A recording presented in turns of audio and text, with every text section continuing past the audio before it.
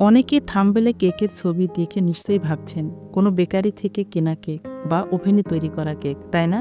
না, কোনো নামি দামি বেকারির কেক নয়, আবার ওভেনে তৈরি করা কেকও নয়। আমি মাত্র কয়েকটি উপকরণ অর্থাৎ সুজি, দুধ, চিনি ও তেল দিয়ে প্রেসার কুকারে বেক করে এই কেক তৈরি করেছি। আসসালামু আলাইকুম, আমি Shahina. Welcome to my YouTube channel Shahina's kitchen BD. আসুন দেখে নেই আমি কিভাবে এত কালারফুল ও মজাদার সুজির কেক তৈরি করছি। প্রথমেই একটি বাটিতে আগে থেকে জাল করা নর্মাল টেম্পারেচারে থাকা দুধ নিয়ে নেব 1 কাপ। এরপরে এই দুধের মধ্যে দিয়ে দিব 1/2 কাপ চিনি। এবারে একটা হ্যান্ড হুইক্সের সাহায্যে দুধ এবং চিনি ভালো করে মিশিয়ে নেব। এখানে চিনিটাকে দুধের সঙ্গে ভালো করে মিশিয়ে নিতে হবে। চিনিটা দুধের সঙ্গে ভালো করে মিশানো হয়ে গেলে দিয়ে দেব 1.5 কাপ সুজি। এখানে আমি সুজিটা প্যাকেট থেকে বের করে সরাসরি ঢেলে দিয়েছি। আপনারা ইচ্ছা করলে এখানে ভাজা সুজিটাও দিতে পারেন, তবে কাঁচা সুজির কেকটা খেতে বেশি ভালো হয় এবং সফট হয়। এবারে আমি সুজিগুলো ভালো করে দুধের সঙ্গে মিশিয়ে নিব। ভালো করে মিশিয়ে নিতে হবে যেন কোথাও দলা পেকে না থাকে। আমি এখানে একটু সময় নিয়ে সুজিগুলোকে ভালো করে দুধের সঙ্গে মিশিয়ে নিব।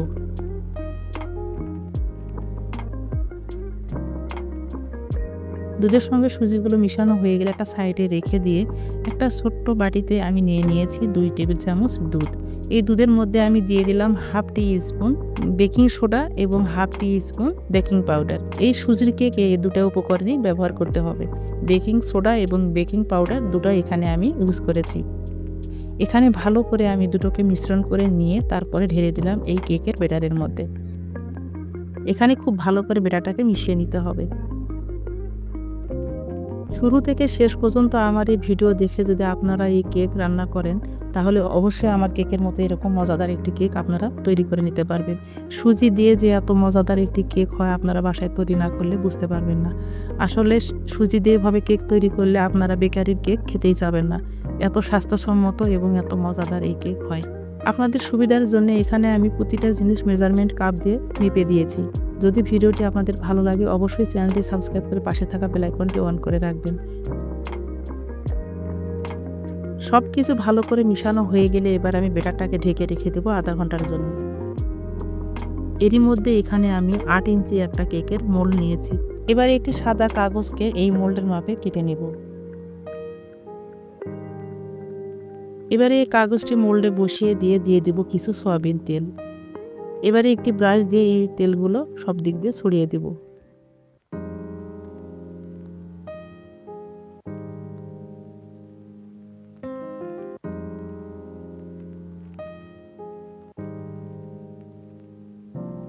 ফিরে আসলাম 30 মিনিট পর। 30 মিনিট পরে দেখবেন আপনাদের কেকের যে ব্যাটারটা অনেকটাই ঘন হয়ে গেছে। যখন আপনারা হ্যান্ড উইক্স দিয়ে নাড়বেন তখন দেখবেন যে অনেকটাই ঘন। এখানে ব্যাটারটাকে আমি ভালো করে নেড়ে চেড়ে দিয়ে দিব 1/3 কাপ সয়াবিন তেল। তেল দেওয়ার পরে আমি আবারও ব্যাটারটাকে ভালো করে মিশিয়ে নিব। এখানে হ্যান্ড উইক্স দিয়ে ভালো করে ব্যাটারটাকে মিশিয়ে নিলে দেখবেন যে অটোমেটিক এটা নরম হয়ে গেছে। ভালো করে তেলটাকে এই ব্যাটারের সঙ্গে মিশিয়ে নিতে হবে। বাস, তৈরি হয়ে গেল আমার কেকের ব্যাটার। এবার আগে থেকে রেডি করে রাখা মোল্ডে আমি কেকের ব্যাটারটাকে ঢেলে দিব। উপর থেকে কেকের ব্যাটারটাকে ভালো করে ঢেলে দিতে হবে। ঢেলে দেওয়ার পরে আমি এই মোল্ডটাকে নিয়ে একটু ট্যাপ করে নেব। এভাবে আপনারা জোরে জোরে ট্যাপ করে নেবেন, তা না হলে নিচে ফাঁকা থেকে যাবে। এই কেকটাকে বেক করার জন্য আমি আগে থেকে একটা প্রেসার কুকার চুলায় দিয়ে ফ্রি হিট করে নিয়েছি। 10 মিনিট আমি ফ্রি হিট করে নিয়ে এবার এই মোল্ডটাকে এই প্রেসার কুকারের মধ্যে দিয়ে দেব। এত সুবিধা এই প্রেসার কুকারে কেক বেক করা, আপনারা আসলে তৈরি না করলে বুঝবেন না। এবার কেকের মোল্ডটাকে প্রেসার কুকারে বসিয়ে আমি ঢাকনা লেগে প্রেসার কুকারটাকে লক করে দিব। এবং আপনারা নিশ্চয়ই দেখতে পাচ্ছেন যে আমি প্রেসার কুকারের উপরে যে সিটি দেওয়ার যে নাটটা সেটা খুলে ফেলেছি। আপনারা অবশ্যই এটাকে খুলে সাইডে রেখে দিবেন। এবারে আমি ফিরে আসব 5-6 মিনিট পর। 5 মিনিট পর আমি ফিরে এসে ঢাকনাটাকে খুলে নিলাম। আমি এখানে কিছু ফ্রুটস ব্যবহার করব। আমি এখানে কিছু মোরব্বা এবং কিছু চেরি ফল কেটে নিয়েছি। এখন এগুলোকে আমি এই কেকের উপরে বসিয়ে দেব। এভাবে সুন্দর করে সাইড দিয়ে সব দিক দিয়ে আমি ছড়িয়ে এগুলোকে বসিয়ে দেব। এই কেকের মধ্যে মোরব্বা ব্যবহার করলে খুবই খেতে টেস্ট হয়। 5 মিনিট পরে আপনাদেরকে ঢাকনা খুলে এই ফ্রুটসগুলো ব্যবহার করতে হবে, তা না হলে এই ফ্রুটসগুলো কেকের সঙ্গে সেট হবে না। আপনারা ইচ্ছা করলে এখানে কিশমিশ, কাঠবাদাম, আপনাদের পছন্দ মতো ফ্রুটসও ব্যবহার করতে পারেন। মোরব্বা এবং চেরি ফল দেওয়ার পরে আমি আবারও ঢাকনা লাগিয়ে ফিরে আসব 25 মিনিট পর। ফিরে আসলাম 25 মিনিট পর। এবার ঢাকনা খুলে আপনাদেরকে দেখিয়ে দিই। দেখুন কেকটা কত সুন্দর হয়েছে এবং কালারটা কত সুন্দর এসেছে। একটা নাইফ দিয়ে চেক করে দেখে নিলাম আমার কেকটা অলরেডি হয়ে গেছে। দেখুন কত সুন্দর লাগছে কালারটা। একটু ঠান্ডা হওয়ার পরে আমি আপনাদেরকে পরিবেশন করে দেখিয়ে দিচ্ছি। এবারে চতুর্দিক দিয়ে একটা নাইফ দিয়ে আমি এভাবে কেকটাকে ছাড়িয়ে নেব। এভাবে ছাড়িয়ে নেওয়ার পর একটা প্লেট দিয়ে আমি কেকটাকে প্লেটের মধ্যে উল্টিয়ে কেকটাকে বের করে নেব। আপনারা যদি এভাবে কেক তৈরি করেন আমার মনে হয় বাচ্চারা বুঝতেই পারবে না যেটা বেকারি থেকে কিনে না বাসায় তৈরি করা কেক। এতটা সুন্দর হয় এই সুজির কেক। আমার এই রেসিপি ফলো করে আপনারা অবশ্যই বাসায় এই কেক তৈরি করবেন। আপনারা বাচ্চাদের জন্মদিনেও এই কেক তৈরি করে দিতে পারেন।